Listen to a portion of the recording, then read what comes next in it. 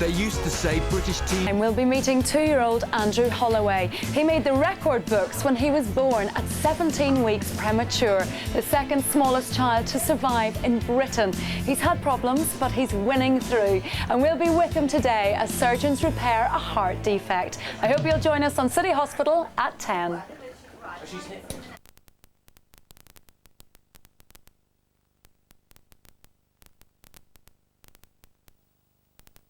Well, I'm sorry about the slight pause there on BBC One. We're just having a couple of technical problems. We'll be with the BBC News in a moment.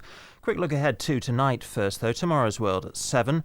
Then at 7:30, not at 9:45, 7:30, Match of the Day Live. The UEFA Cup final with Arsenal tonight, the last team in Europe playing Galatasaray.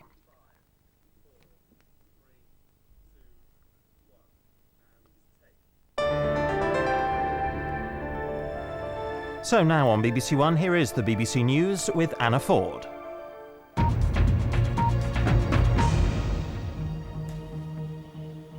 Good morning. The Sierra Leone rebel leader Foday Sanko has been captured in Freetown. Witnesses say he was paraded through the capital and taken to an army barracks for interrogation.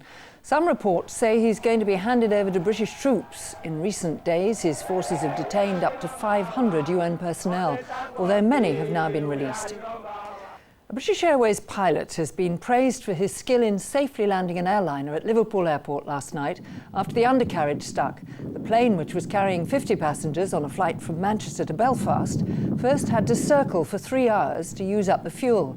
2 passengers were slightly injured. Figures out today show the government has achieved one of its key manifesto pledges to reduce hospital waiting lists in England by 100,000. More than 1 million people are still waiting for treatment, and in Scotland, Wales and Northern Ireland, waiting lists have grown. An English football fan has been stabbed in clashes between English and Turkish supporters in Copenhagen for tonight's UEFA Cup final. Danish riot police moved in and arrested 8 people after fighting broke out between Arsenal fans and supporters of the Turkish club Galatasaray. The fans' injuries aren't thought to be life-threatening. The head teachers of all the 36 secondary schools in County Durham have written to the Prime Minister to warn him of an impending crisis over the poor state of their school buildings. The heads say they're frustrated and angry over the government's failure to provide money for repairs. 5 of the schools are in Mr Blair's own Sedgefield constituency. The first woman to be head of the security service, MI5, is trying to publish her memoirs. Dame Stella Remington, who was in charge of the agency from 1992 to 1996, has sent a draft manuscript to the government for vetting. It's considering whether to allow the book to go ahead. That's it. I'll be back with more news in an hour.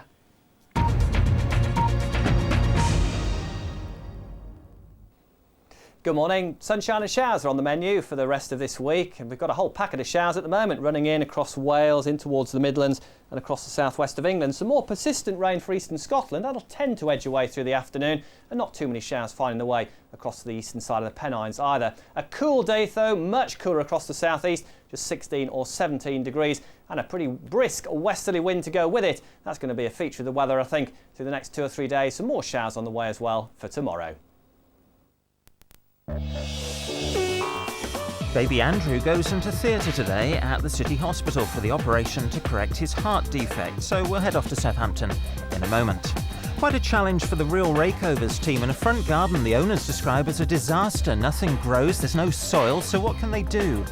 And then the House Invaders on the case with some top tips on how to make kitchen units look more modern, and it might mean changing what's around them. So lots ahead this Wednesday morning. Do stay with us.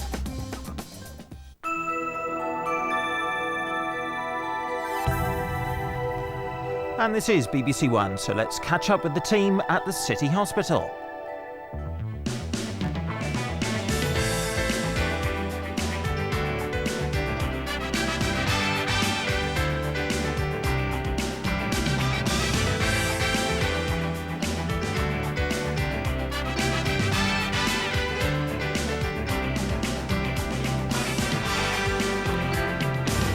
Get enough of its velvety chocolate, caramel and crunchy biscuit